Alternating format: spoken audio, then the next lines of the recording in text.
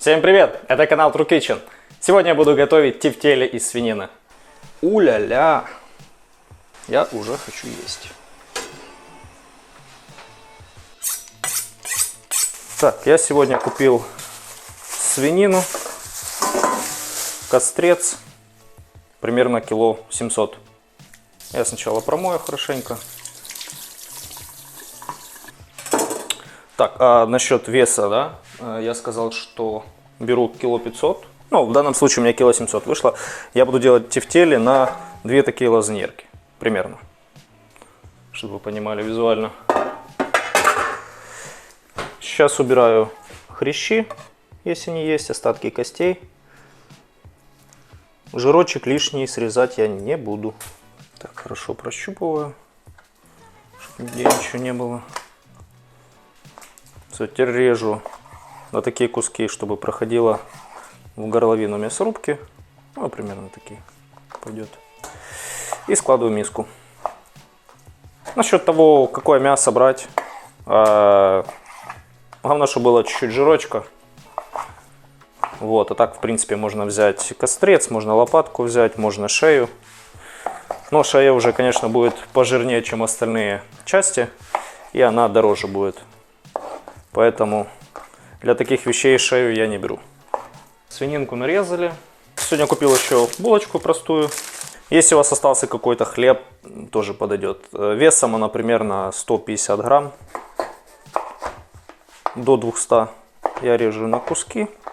Самое главное, чтобы сама булочка была вкусная. Не берите самую пресную, что ли. Добавляю молока. Не знаю, на глаз где-то грамм 70, наверное. Самое главное, чтобы просто большая часть впиталась. А потом это все я добавлю в фарш, даже с остатками молока. Пока булочка у нас стоит, остаток лучка у меня был. Всего мне надо где-то грамм 300 примерно. Это на 1,5 кило 700 фарша. Ну, точнее, не фарша, а свинины. Лучок в фарш обязательно добавляем, потому что помимо жира в самом мясе сочность добавляют такие штуки, допустим, как лук. При этом его надо пропускать вместе с фаршем, либо можно нарезать отдельно. Но я зачастую, когда делаю какие-либо тушеные продукты с фаршем, то я лук пропускаю тоже через мясорубку. А если вы будете жарить на огне, то в таком случае я предпочитаю резать мелко, но не перебивать. Потому что перебитый лук блендером, либо мясорубкой, он будет на открытом огне сильно гореть. А в случае, если вы будете это тушить, то в принципе разницы нет. Просто перекрутить через мясорубку, это будет быстрее. Добавили лук, я добавлю соль, перец. Я очень часто солю через весы. Почему? Потому что не люблю, когда получается пересол, и потом, если что, мы еще попробуем, если надо будет, я добавлю. Но я в среднем уже понимаю, что если я делаю какие-либо тефтели, котлеты, то на количество мяса я добавляю, допустим, на кило 700 я добавляю 17 грамм соли. И всегда идеально. Ну, для моего вкуса. Вот жена, допустим, любит, чтобы чуть меньше было соли. Но 17 грамм это будет в данном случае прям идеально. Хотите, добавляйте на глаз, и потом после того, как вы уже сделаете полностью весь фарш, заправите его, тогда можете попробовать еще раз. Еще один момент. Я заправляю всегда такие штуки еще до перекручивания самого фарша, потому что мы его будем прокручивать 2 раза, и так лучше и более однородно будут распределены специи. Ну, то есть соль и вот перец я сейчас буду еще добавлять. А если вы добавляете еще сюда какую-то зеленушку, зеленушку лучше добавлять в конце, когда вы полностью сделали сам фарш. Потому что если вы зелень пропустите через мясорубку, у вас фарш будет отдавать зеленым цветом. Булочка наша впиталась, молоком напиталась. Я ее рву на такие части. Тоже забрасываю сюда. В идеальности, конечно, надо брать там вчерашнюю, позавчерашнюю булочку, засушенную. Но у меня, как правило, такого нет. А тефтели я захотел делать вчера-позавчера, поэтому заранее я не купил. Поэтому свежее тоже подойдет, но нежелательно. А почему? Потому что, когда вы берете сухую булочку, она потом лучше, более однородно разлазится по всему фаршу. Ну, так получается, да. Если вы возьмете свежую, то она чаще будет сбиваться в ком и не будет сильно хорошо размешиваться с общим фаршем. Поэтому желательно берите не сегодняшнюю и чутка такую подсушенную. Либо еще можете пользоваться панировочными сухарями, только хорошими. Так же самое, вы их можете прям в фарш сюда добавлять и перемешивать, и тоже будет очень неплохо. Так, досточку я пока убираю. Это дело я все перемешиваю. Начинаю я делать всегда с самого фарша, потому что ему желательно еще какое-то время поставить в холодильнике. Так будут лучше формироваться сами тефтели, и они будут более стойкие к температуре. То есть не будут разваливаться, трескаться там и все такое. Ставлю мясорубочку. Так, сначала буду пропускать на крупную сетку. Если у вас мясорубка более промышленная, то вы можете сразу на мелкую брать. Я ее стараюсь не насиловать, поэтому сначала на большую сеточку, потом на мелкую. Так она дольше проживет. Беру миску большую и начинаю пропускать.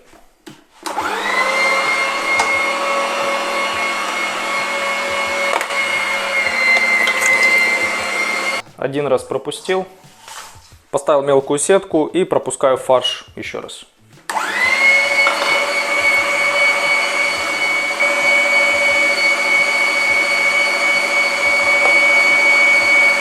Фаршик я перекрутил, разбираем мясорубку. Я, кстати, что хотел показать еще.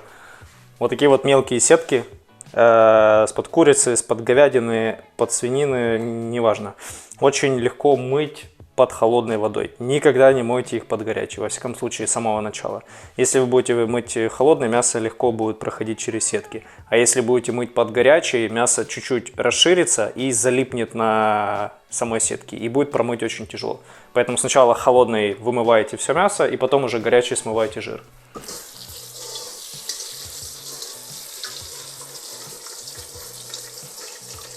Вот, все легко выходит. Забыл, что еще хотел добавить фарш зеленый лук. Так, сейчас мы его накрошим. Нормальный зеленый лучок, у меня аж слеза пробивается. Вымешиваем фарш. Так как мы с него какие-нибудь котлеты жареные делать не будем, выбивать его особо смысла нет. Поэтому я накрываю это все тарелочкой и ставлю в холодильник до того момента, пока мы не доделаем соус, которым мы будем заливать тефтели. Вот. Фарш можно сделать, если что, заранее, с вечера, допустим, и на следующий день делать все тефтели, чтобы все это не занимало много времени. Поэтому фаршик ставлю в холодильник. Сейчас займусь соусом. Пока я буду чистить овощи и нарезать, я уже включу сковородку. Это классика, это... Ну, можно нарезать уже с тех видео. Да, я люблю включать сковородки, звоните мне, если что. Сейчас займусь соусом. Ставлю сковородку на маленький огонь, наливаю чуть-чуть масла, чтобы она уже начинала разогреваться. В это время подготовлю овощи для соуса. Я сегодня беру лук, морковку. Хотел еще взять корень сельдерея, но, увы, сегодня я его не нашел. Поэтому без него. Но с ним было бы неплохо. Морковки грамм 50-70, лучок где-то 150 и чесночок грамм 20. Одна головка. Лучок режу на кубик.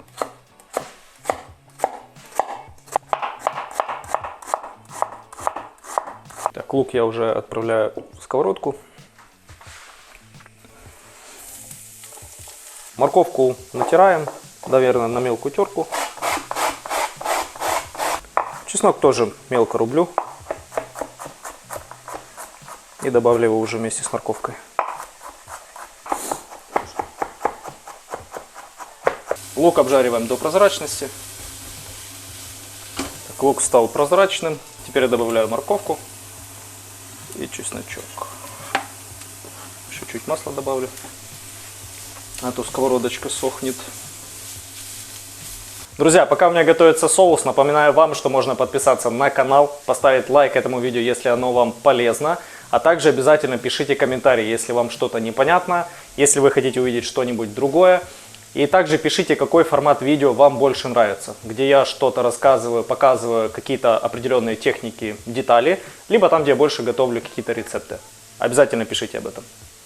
Ну что говорит, ну блин, лежит, ждет, пока я приготовлю еду. Это все для него. Вот тут главный гурман. Когда у меня обжарились овощички, добавляю томатную пасту.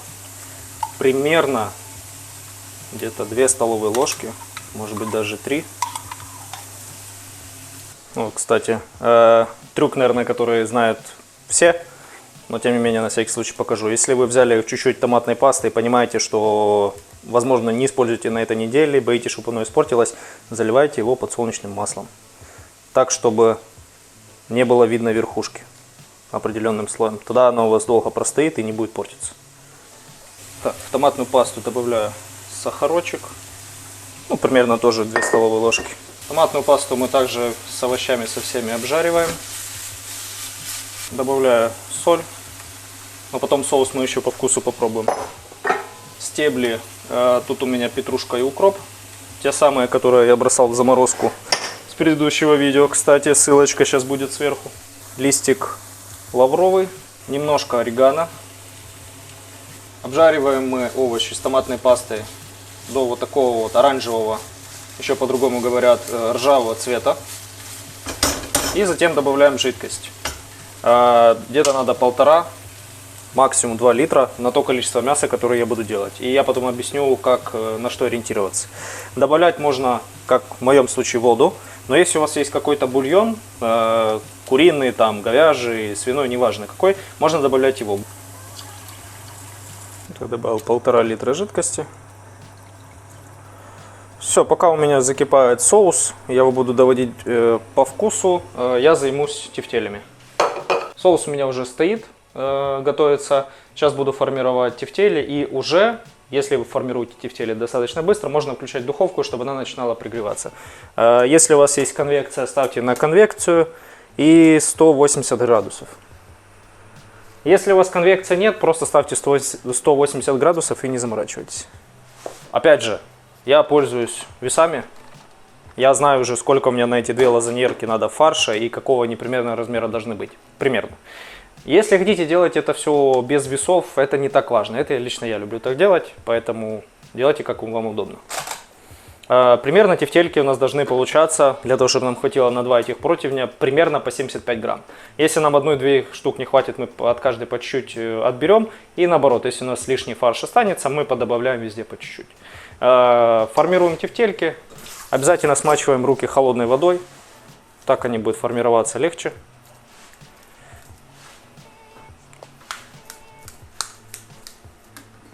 Прям ювелирно точно добавлять количество фарша не обязательно. Надо тоже понимать, что вы это должны делать быстро. Потому что домашняя готовка должна делаться в удовольствие. И при этом вы не должны сильно уставать. Ну, я вот слегка буквально их отбиваю при формировании. Сначала я их просто сжимаю, а потом начинаю делать такие движения. Я сгибаю руку.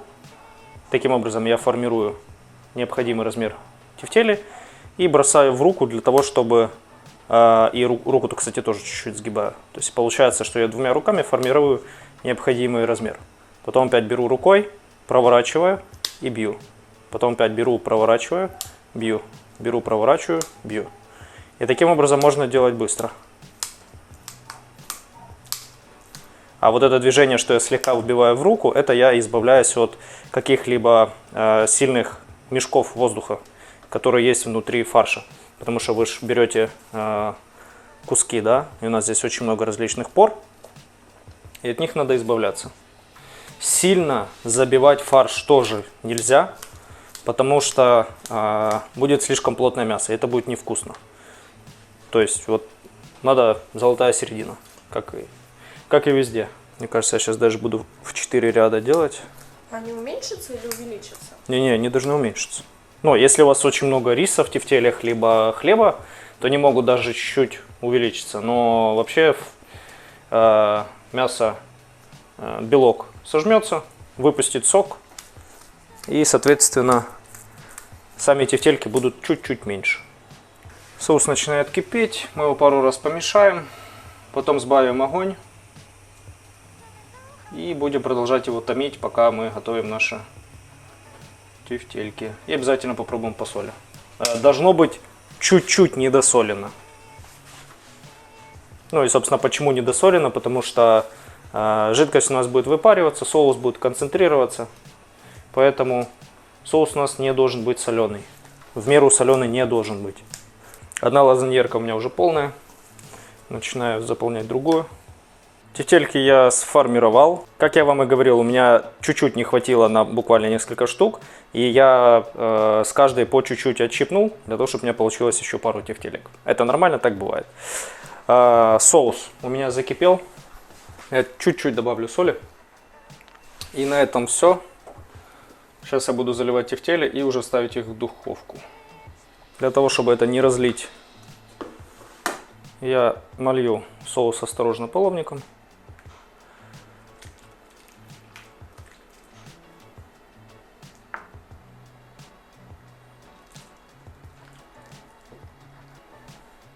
Соус должен покрывать тефтели хотя бы наполовину. Хотя бы. Если соуса будет больше, ничего страшного. Я лично люблю, когда много соуса, для того, чтобы его хватало на то же количество гарнира, что и количество тефтелей будет. Да, то есть, если мы там делаем с макарошками, чтобы макарошки поливать, ну, либо если с пюрешкой, то для пюрешки тоже будет классно. Духовка у меня разогрета. Я ставлю сетку, на которую буду ставить лазаньерки. Если у вас нет сетки, просто противни, то ставьте противень, сильно не заморачивайтесь. И ставить надо на серединку, чтобы хорошо у нас все пропекалось.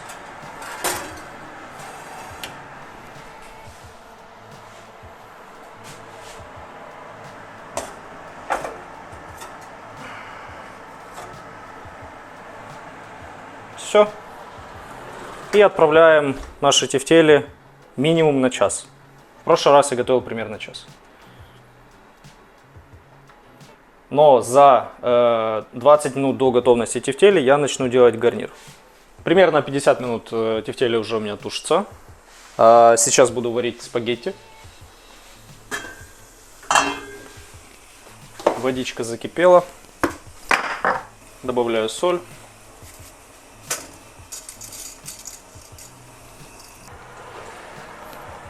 Смотрите, тефтели вообще, как правило, выпариваются еще сильнее, для того, чтобы жидкость где-то была наполовину. Я люблю, когда жидкости много, как я вам и говорил, для того, чтобы можно было хорошо поливать гарнир.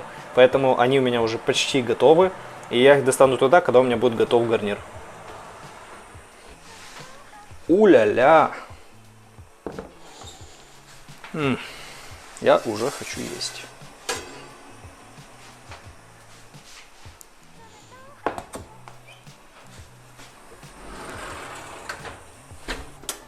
Спагетти сварились, сливаем водичку, скидываю обратно в кастрюльку. Сразу добавляю сливочного масла, для того, чтобы они не слиплись. И чуть-чуть свежего молотого перца. Чуть-чуть перемешали.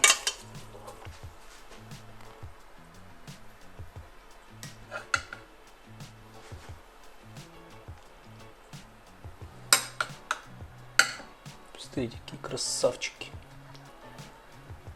Бимба. И сверху соусом.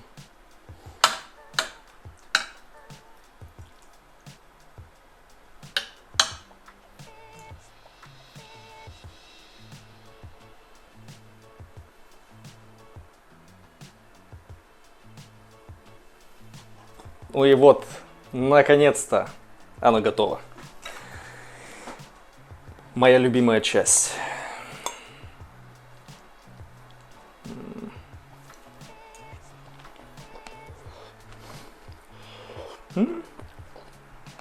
горячего. Надо подождать, пока оно чуть-чуть остынет. Но я этого делать, конечно же, не буду. Тефтели крутые, они сочные, поэтому количество лука и всего остального мы положили в идеальные пропорции. Спагеттосики.